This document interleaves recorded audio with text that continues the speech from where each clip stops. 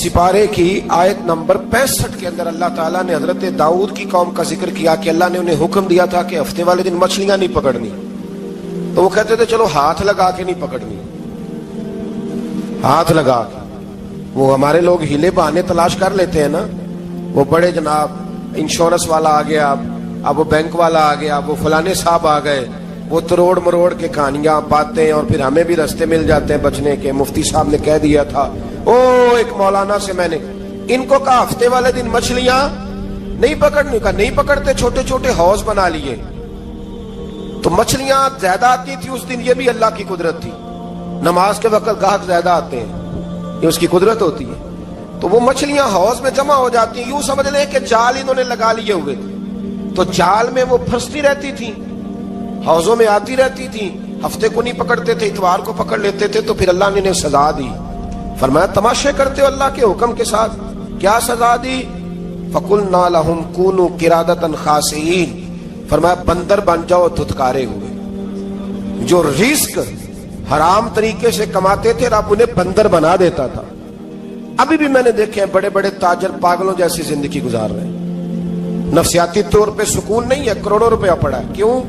इसलिए कि रब के बताए हुए तरीके के मुताबिक तिजारत नहीं करते। आगे एक और दिलचस्प बात आ गई। बनी इसराइल के अंदर ना एक शख्स ने अपने चचा को कत्ल कर दिया जायदाद के लिए। ये देखे कब से लोग जायदाद के लिए कत्ल करते आ रहे हैं। चचा को कत्ल कर दिया, और कत्ल करके हजरत मूसा अलैहिस्सलाम के पास आए कि मेरे चचा को किसी ने कत्ल कर दिया है, तो बताएं क्या करना है। तो आपने फरमाया कि गाय ज़िबा करो और उसका एक टुकड़ा मकतूल को मारो, मरने वाले को, वो खुद उठ के बता देगा मुझे किसने कत्ल किया है।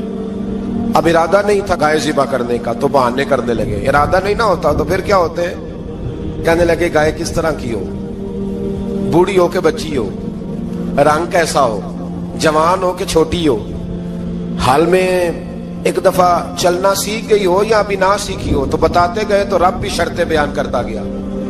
गहरे जर्द रंग की हो, हाल के अंदर उसे ना चलाया गया हो, पानी ना निकाला गया हो, ना बच्ची हो ना जवान हो, इसके दरमियान हो। ये सारी शर्तें कहां पाई जाती थी? हजरत मूसा अलैहिस्सलाम की कौम का एक शख्स था जो अल्लाह का वली था। वो जब इंतकाल करने लगा ना, अल्लाह अकबर, देखो रब वलियों की औलादों पर भी कितना फजल फरमाता है। वो जब इंतकाल करने लगा तो एक उसके पास छोटी सी बच्चिया थी, गाय की बच्ची, उसने जंगल में छोड़ दी। कहने लगा या अल्लाह मैं तेरे नाम पे छोड़ता हूं, मेरा बच्चा जवान हो जाए तो उसे दे देना, और तो सरमाया ही कोई नहीं। बच्चा बड़ा हुआ तो बच्चा भी बड़ा नेक था, अपनी माँ का बड़ा फर्मा बरदार था। उसकी माँ ने कहा बेटा तेरे बाप ने गाय छोड़ी थी। तो बच्चा जंगल में गया और जाके कहने लगा ऐ अल्लाह मेरी गाय मुझसे मिला दे। तो रब करीम ने वो गाय वापस कर दी। वो गाय घर ले आया। अब वो कहने लगा अम्मा बेच दूं। तो अम्मा कहने लगी बेटा मेरे पूछे बगैर ना बेचना। कई दफा गाहक लगे पर उसने कहा जब तक मेरी अम्मा ना कहेगी मैं बेचूंगा। उधर बनी इसराइल वाले शर्तें जितनी गाय के बारे में पूछ चुके थे वो सारी इसी गाय में पाई जाती थी। तो ये ढूंढते ढूंढते वहां पहुंच गए। तो कहने लगे गाय चाहिए। तो उसने कहा भी तुम्हारी मर्जी से नहीं, कीमत मेरी मर्जी की। एक मुफस्सर ने तो यहां तक लिखा है कि उसने कहा गाय ज़िबा करके ना, तो जितना गाय के अंदर गोश्त होगा ना उतना ही खाल के अंदर तो मुझे माल भर के दोगे, उतने सिक्के भर के दोगे, उतनी अशरफियां भर के दोगे तो फिर तुम्हें गाय दूंगा। तो फिर ये गाय उन्हें मिली और ये गाय लेकर के आए। ज्यादा सवालात ना करते तो ज्यादा उलझते ना। हम भी दीन के मामले में बड़े सवाल जवाब करते हैं, उतना सवाल करें जितनी उसकी जरूरत है। इन लोगों ने सवालात ज्यादा किए तो फिर उलझ ज्यादा गए।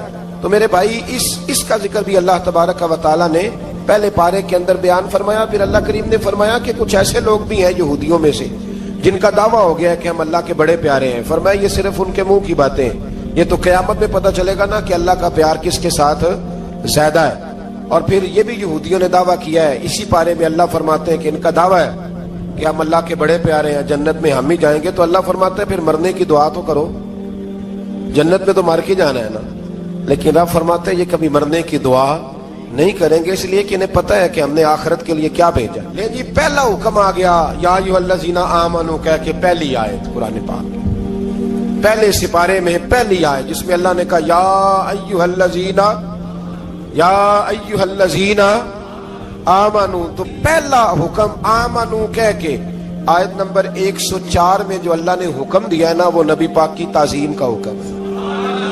पहला हुक्म ही अल्लाह ने हुजूर की इज्जत और नामूस का इरशाद फरमाया। पहला इस तरतीब के लिहाज से वो हुआ ये कि जब नबी पाक को बात इरशाद करते तो सहाबा किराम उठ के अर्ज करते, राई ना या रसूल अल्लाह, हुजूर समझ नहीं आई, जरा रियायत कर दे। तो यहूदियों की इब्रानी जुबान के अंदर ना जरा खींच के पढ़ते थे राई ना, तो उसका माना बनता था माज अल्लाह ए हमारे चरवाहे।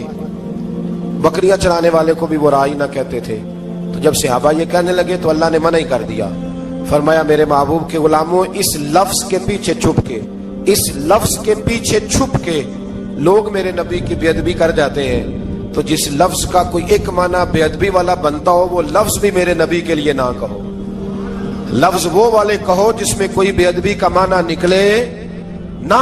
यहाँ लोगों ने बड़े बड़े लफ्ज नहीं बोल दिए, फिर कहते मेरा मतलब ये था, मेरा मतलब वो था, तो तूने वो लफ्ज बोला क्यों जिसका कोई गलत मतलब भी निकल सकता था। अल्लाह ने फरमाया या अय्युहल्लज़ीना आमनू ला तक़ूलू राइना, ऐ ईमान वालो राइना कहो ही ना। तो या अल्लाह क्या कहे, फरमाया वक़ूलू उन्ज़ुरना, तुम कहो या रसूल अल्लाह एक नजर फरमाइए। अंदाज देखिए, उन्ज़ुरना एक नजर। तो हमारे बुजुर्ग तो पहले ही बड़े प्यार वालों ने कह दिया या रसूल अल्लाह उन्ज़ुर हालना।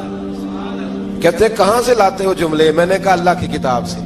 या रसूल अल्लाह उन्ज़ुर हालना, या हबीब अल्लाह इस्मा काला, तो तुम कहो उन्ज़ुरना, महबूब नजर करम करे, वस्माऊ, और क्या जरूरत है दोबारा पूछने की। अल्लाह कहता है पहले ही ध्यान से सुना करो, पहले ही वस्माऊ, पहले ही एहतियात से सुनो। वलिल काफिरीन अज़ाबुन अलीम, और काफिरों के लिए दर्दनाक अजाब है।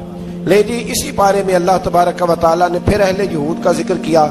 तो यहूद कहने लगे कि हम हजरत इब्राहिम के मानने वाले हैं। तो अल्लाह करीम ने वो भी जिक्र किया कि मैंने तो इब्राहिम को आजमाया है। वइज़िब्तला इब्राहीम रब्बुहु बिकलिमातिन फअतम्महुन्ना, हमने इब्राहिम को कुछ चीजों से आजमाया है, वो हमारी आजमाइश पे पूरे उतरे। काला इन्नी जाइलुका लिन्नास इमामा, तो फिर हमने उन्हें कहा कि हम आपको पूरी दुनिया का इमाम बनाएंगे। वो आजमाइश क्या थी? आग में जाना भी आजमाइश, बेटे का ना होना भी आजमाइश, बेटा हुआ तो फिर उसे वादिये गैर ज़ीज़र इनमें छोड़ के आना भी आजमाइश, बड़ा हुआ तो फिर ज़िबा करना भी आजमाइश। फरमाया जहां जहां आजमाया है ना, इब्राहिम हमारी आजमाइश में पूरे उतरे। फरमाया तो मुफ्त में हजरत इब्राहिम की औलाद बनते हो और उनका नाम लेते हो और उनके साथ अपना ताल्लुक बनाते हो, देखो तो सही वो कितनी आजमाइशों से गुजरे। तो इसका भी अल्लाह ने इसी में जिक्र फरमाया। और फिर वो बात करते थे हजरत याकूब की और हजरत इसहाक की। तो फरमाया वो तो हमारे इतने खास बंदे थे कि विसाल के वक्त भी उन्होंने अपनी औलादों को नसीहत फरमाई थी कि अल्लाह की तौहीद पे कायम रहना। उसका जिक्र भी अल्लाह ने इसी पारे में बयान फरमाया।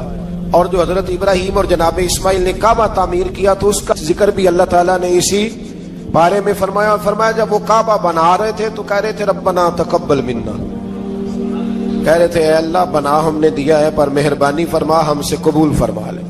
तो जो आया करीमा आखिर में अर्ज करना चाहता हूं उस पर भी थोड़ी तवज्जो फरमाएंगे तो बात बड़ी निखर के बाहर आएगी। ये 16वें रुकू के अंदर अल्लाह ने फिर यहूद का और ईसाइयत का जिक्र फरमाया। तो अल्लाह करीम ने एक बात इरशाद फरमाई, यहूदियों के यहाँ जब कुछ बच्चा पैदा होता था पीले रंग के साथ उसको रंगते थे, या कोई खास रंग था उनका। बच्चा पैदा होता तो उस पर वो रंग चढ़ाते कि ये जी हमारे मजहब का रंग है। हमारे यहाँ भी रस्में है ना अपनी अपनी, माज़अल्लाह, अपनी अपनी नहीं होनी चाहिए, अल्लाह रसूल का हुक्म होना चाहिए। तो यहूदियों के यहाँ बच्चा पैदा होता तो एक खास रंग चढ़ाते, ईसाइयों के यहाँ पैदा होता तो वो भी एक खास रंग चढ़ाते। तो मुसलमानों के यहाँ बच्चे पैदा हुए तो उन्होंने भी तवज्जो की कि ये क्या हो रहा है। तो रब करीम ने फरमाया सिबगत अल्लाह, रंग अल्लाह का ही है। वमन अहसनु मिनल्लाहि सिबगा, और फरमाया अल्लाह के रंग से ज्यादा खूबसूरत किसका रंग हो सकता है। अल्लाह का रंग क्या है? ला इलाहा इल्लल्लाहु मुहम्मदुर रसूलुल्लाह सल्लल्लाहु अलैहि। फरमाया नीले पीले काले रंग ना चढ़ाओ, अपने जहन पर तौहीद और रिसालत का रंग चढ़ाओ।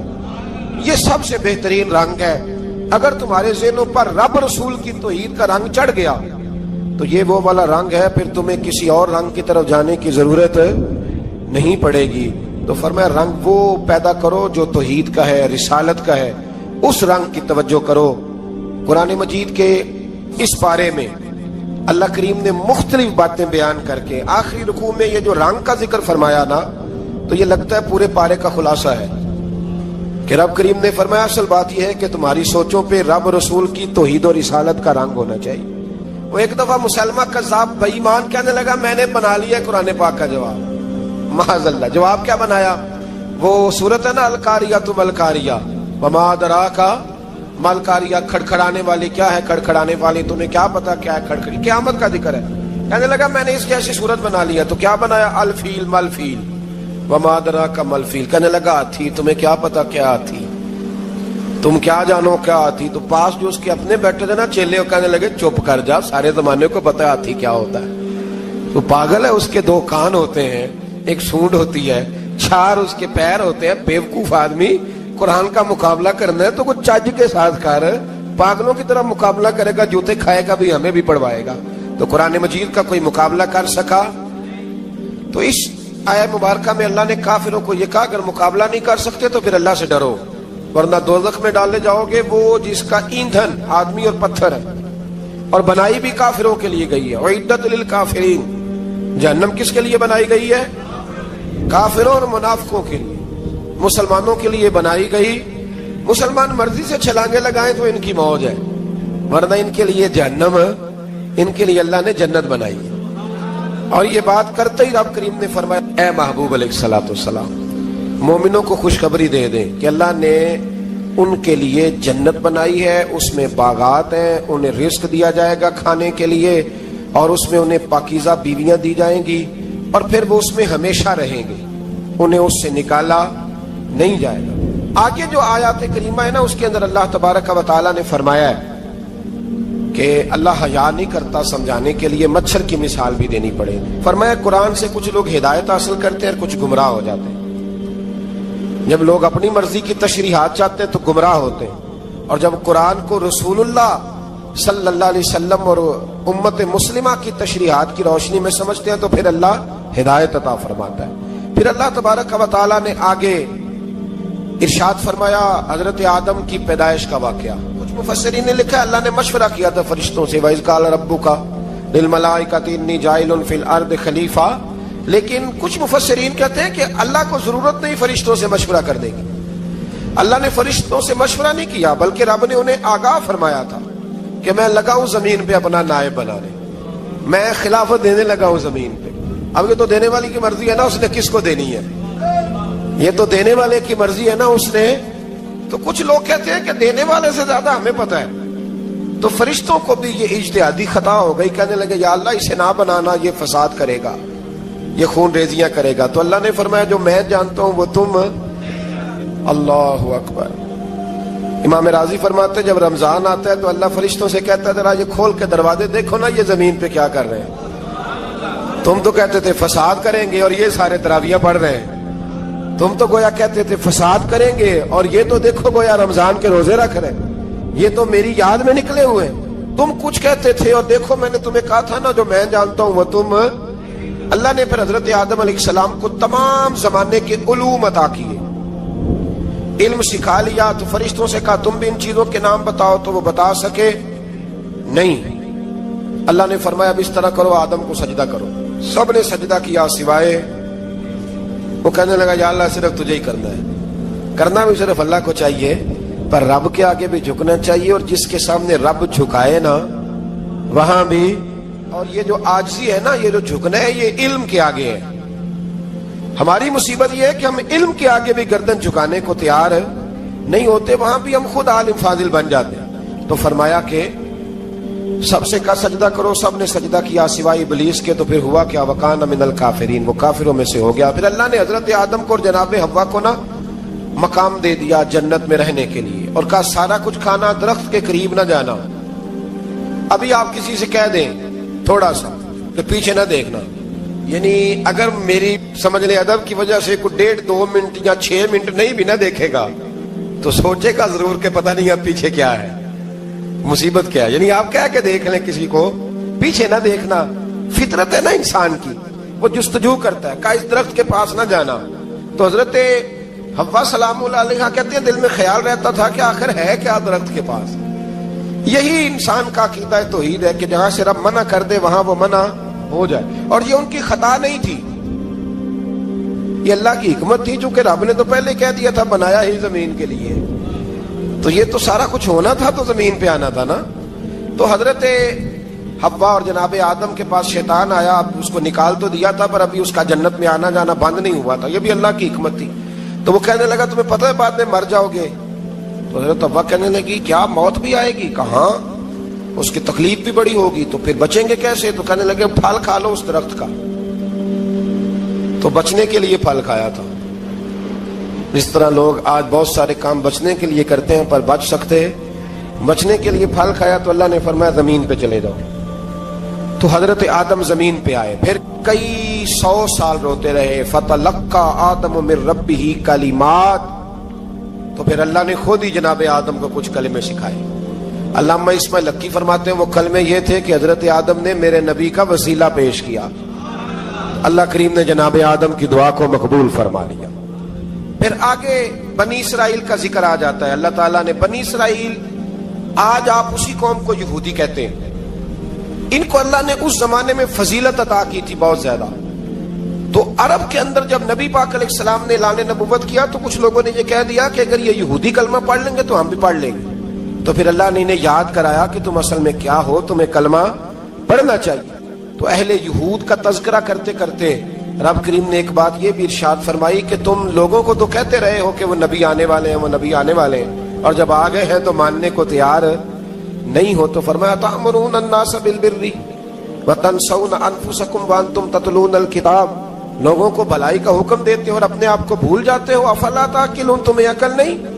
پھر اللہ نے انہیں یہ بھی یاد کرایا کہ یاد کرو وہ زمانہ کہ جب فرعون نے خواب دیکھ لیا تھا کہ کوئی بچہ اس کی سلطنت کو تباہ کرے گا، تو پھر اس نے تمہارے بچوں کو ذبح کرانا شروع کیا اور تمہاری بیٹیوں کو چھوڑتا تھا. فرمایا یہ بھی تو تم نے دیکھا، میں نے تمہیں پھر تم سے کہا جہاد کرو قوم عمالقہ کے خلاف، تو مقام طیہ میں جا کے یہ لوگ کہنے لگے ہم سے جہاد نہیں ہوتا.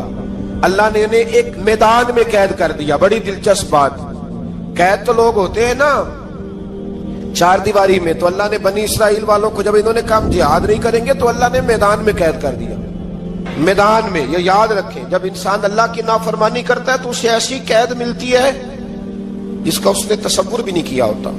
ایک میدان ہے مقام طیہ، قید ہو گئے، سارا دن سفر کرتے تھے، سارا دن، تو رات کو تھک کے سوتے تھے، صبح اٹھتے تھے نا جب، تو وہیں ہوتے تھے جہاں کل صبح چلے تھے. تو رب جب کسی کو قیدی بناتے ہیں تو اسے زنجیروں کی، سلاخوں کی ضرورت. دعا فرمائے اللہ تبارک و تعالی غموں سے نجات عطا فرمائے. یہ دعا فرمائے، ایسی قید دیتا ہے کہ جس سے پھر چھٹکارا ہو سکتا. تو بنی اسرائیل کا بہت زیادہ تذکرہ اس بارے میں اللہ تبارک و تعالی نے پھر بیان کیا، اور پھر کہا کہ انہیں جو حکم دیا جاتا تھا یہ اس کی سرتابی کرتے تھے. پھر اللہ نے ان پر ذلت نازل کر دی اور یہ ہمیشہ اس کا شکار رہے. بنی اسرائیل کے اندر ہمیشہ نبی اور بادشاہ موجود رہتے تھے. ایک وقت ایسا آیا کہ بنی اسرائیل میں کوئی نبی نہیں تھے، اور بنی اسرائیل کا جو اپنا علاقہ تھا نا وہ ملک شام ہے. تو قوم عمالقہ ایک قوم تھی اور بڑے سخت گیر لوگ تھے. انہوں نے بنی اسرائیل والوں کے ساتھ لڑائی کی، جہاد کیا اور انہیں ان کے علاقے سے نکال دیا. اور کچھ حضرت یوسف علیہ السلام کے زمانے میں ویسے بھی ایک بہت بڑی تعداد جا کے مصر میں آباد ہو گئی. اب یہ ہوا کہ ان کے پاس کوئی بادشاہ نہیں ہے، یہ بار بار دعا کرتے ہیں، التجا کرتے ہیں. تو اللہ تعالیٰ نے ایک پیغمبر انہیں عطا کیے جن کے مختلف نام کتابوں میں ہیں. صدر الافاضل رحمۃ اللہ علیہ نے تفسیر خزائن العرفان کے اندر ان کا نام حضرت شمویل علیہ السلام لکھا ہے. حضرت شمویل علیہ السلام کو اللہ تعالیٰ نے نبوت عطا فرمائی، اور جب حضرت شمویل علیہ السلام اللہ کے نبی ہوئے، بنی اسرائیل والوں کو یقین آیا کہ اللہ نے الحمدللہ ہمیں ایک نبی کے جھنڈے تلے جمع کر دیا ہے. تو پھر انہوں نے کہا کہ آپ ہمارے سامنے ایک بادشاہ بھی مقرر کریں تاکہ ہم اس کی سرپرستی میں جہاد کریں. جب انہوں نے یہ بات کی تو اللہ تبارک و تعالی نے حضرت شمویل علیہ السلام کے ذمے لگایا. تو ایک اس زمانے میں اللہ کے نیک بندے تھے جناب طالوت علیہ السلام ان کا نام تھا. تو حضرت شمویل علیہ السلام نے انہیں کہا کہ اللہ کریم نے نا تمہارا بادشاہ طالوت کو بنایا ہے. ان کا نام بھی قرآن مجید نے ذکر فرمایا ہے.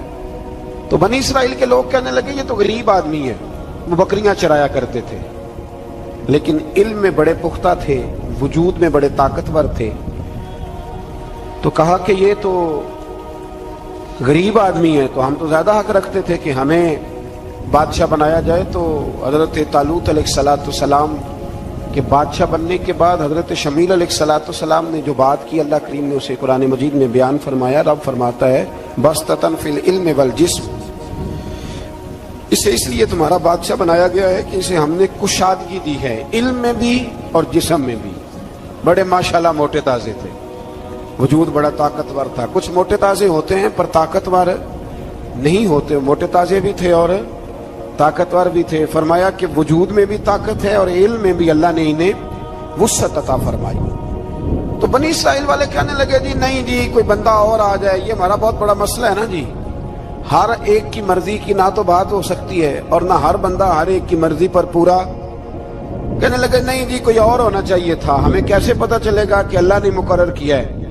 بڑی خاص بات ہے، اس کو سمجھیے گا، یہ سارا مضمون آپ کو ملے گا اسی پارے کے آخر میں، آپ پڑھیں گے نا جی تو یہ سارا مضمون آپ کو ملے گا، اور آپ اگر سرسری نظر سے بھی اس کا مطالعہ کریں گے نا، جا کے قرآن شریف کھول کے 15ویں سے 16ویں رکوع میں آپ خوش ہوں گے کہ آپ کتنے اچھے نظریے اور عقیدے کے ماننے والے ہیں۔ تو جب کہا کہ طالوت کو ہمارا بادشاہ بنایا گیا تو دلیل کیا ہے، تو قرآن کہتا ہے کہ حضرت شمویل علیہ السلام نے فرمایا کہ تمہارا ایک تابوت تھا، ایک صندوق تھا تمہارے پاس، وہ صندوق تمہارا قوم مالکہ اٹھا کے لے گئی تھی، ان کے بادشاہ ہونے کی دلیل یہ ہے کہ اللہ تمہارا وہ صندوق تمہیں واپس کر دے گا، وہ تمہارا صندوق تمہیں واپس کر دے گا۔ اس صندوق میں کیا ہے، وہ حضرت آدم جنت سے ساتھ لے کے آئے تھے، اس میں تھا کیا، تو قرآن مجید کہتا ہے کہ اس کے اندر نا حضرت ہارون علیہ السلام اور حضرت موسیٰ علیہ السلام کے تبرکات تھے،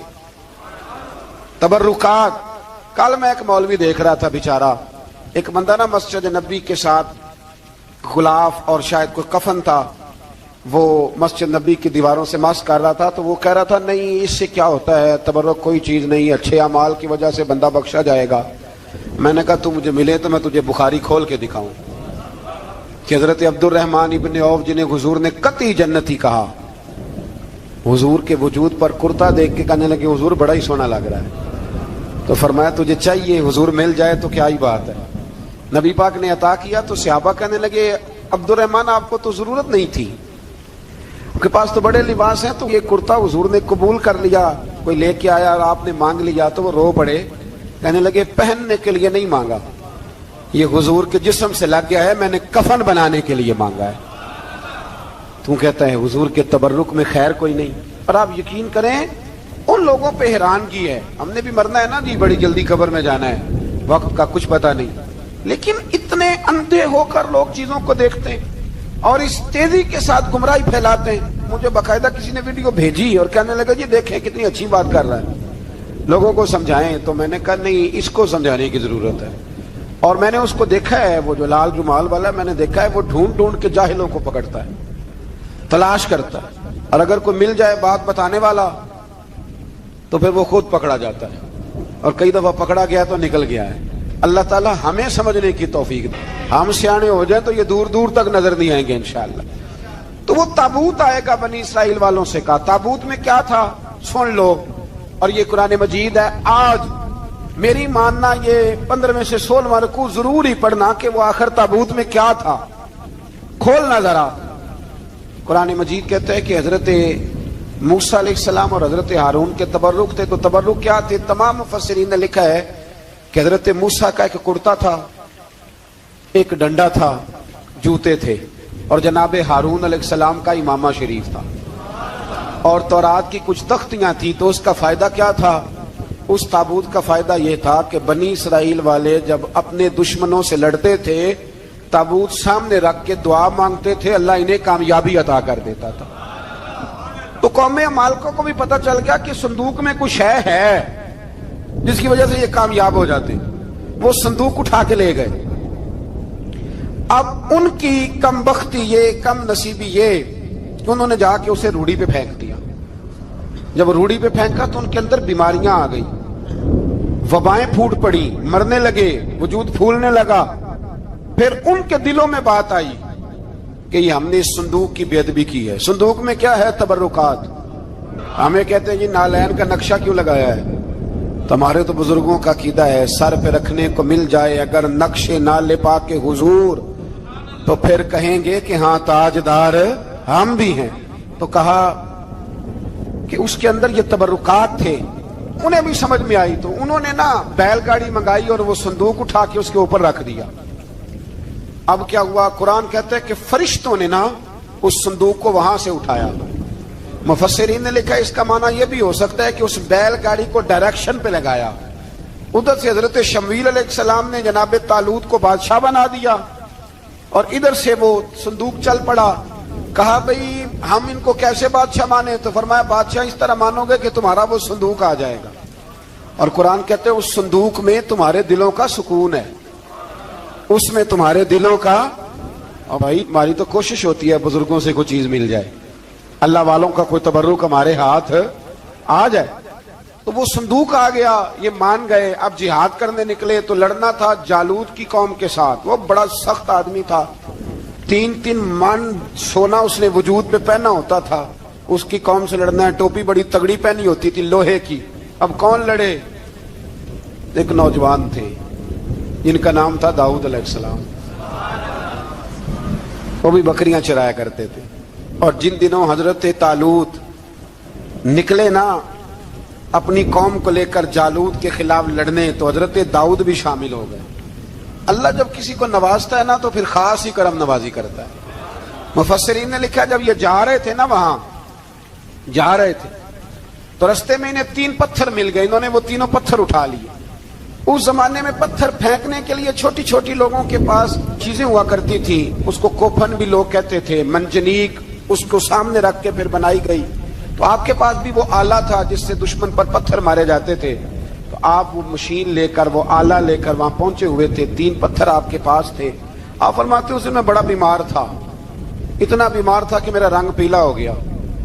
अब वो जालूत के सामने कोई नहीं जाता था। तो जनाब तालूत कहने लगे कि जो जालूत को मारेगा ना, यानी इनके बादशाह को इस कौम के, तो मैं उसे अपनी आधी सल्तनत भी दे दूंगा और अपनी बेटी का निकाह भी उसके साथ कर दूंगा। देखें अल्लाह नवाजता है तो किस अंदाज में नवाजता है। तो हजरत दाऊद कहते हैं वो दूर खड़ा था तो मैंने ना 3 पत्थर मारे। भाई हिम्मत करना तो हमारे जिम्मे है कि नहीं? मेरी मिल्लत का जवान कहता मैंने करना कराना कुछ नहीं। यानी अगर आप कहें ना कुछ करो तो फिर वो कोई काम करने की मतलब मामला। वो मुझे कल एक संगी कह रहे थे, कहने लगे जी अल्लाह के फजल से कुछ भी नहीं करना पड़ा, मुर्शद ने नजर कर दी। मैं क्या मैनू मिलनगे तो मैं उन्होंने समझावांगा कि कुछ करा के नजर करया करो, क्योंकि मेरे वो दोस्त हैं, मैं उन्हें जानता हूं। नजर में बड़ा कुछ होता है, लेकिन अल्लाह भी तो बंदे पे बड़ी नजर रहमत करता है ना। लेकिन कहता है 5 नमाजें पढ़, रमजान के रोजे रख, ज़कात फर्ज हो तो अदा कर, ये सारे काम कर, सच बोल, दयानतदारी कर, फिर मैं अपने फजल से तुझे जन्नत अता करूं। तो ये जो रवैया हमने बनाया ये दुरुस्त नहीं। तो फरमाते हैं 3 पत्थर मैंने मारे, अल्लाह ने इतना फजल किया कि वो भी मर गया और उससे छू के मेरे पत्थर आगे बढ़े तो उसकी फौज के 30 आदमी भी मर गए। 3 पत्थरों से 31 बंदे अल्लाह ने मार दिए। फरमाते इसलिए कि हाथ मेरे थे और ताकतें मेरे रब करीम की थी। तो हजरत दाऊद अलैहिस्सलाम के हिस्से में जनाब तालूत की साहिबजादी भी आई, आधी सल्तनत भी आई। काफी साल हजरत तालूत हयात रहे, फिर उनका विसाल हो गया। तो सारी सल्तनत हजरत दाऊद को मिली और फिर अल्लाह तबारक व तआला ने उन्हें नबुव्वत भी अता फरमाई। ये दुनिया में वाहिद पैगंबर हैं जो बैक वक्त नबी भी थे और बादशाह भी थे। और फिर अल्लाह ने फजल फरमाया, इन्होंने बड़ी बड़ी फुतुहात की। और फिर हजरत दाऊद के साहिबजादे का नाम हजरत सुलेमान अलैहिस्सलाम, फिर उनके साहिबजादे का नाम हजरत। तो ये हुआ कैसे? ये सारा कुछ अल्लाह तबारक व तआला के फजल से हुआ, उसके करम से हुआ। अब इस वाकया से हमें क्या पता चलता है? हमें यह पता चलता है कि रब जब फजल फरमाए ना किसी पे भी, तो हमें उस बंदे को देख के राजी होना चाहिए, कोई शिकवा नहीं करना चाहिए।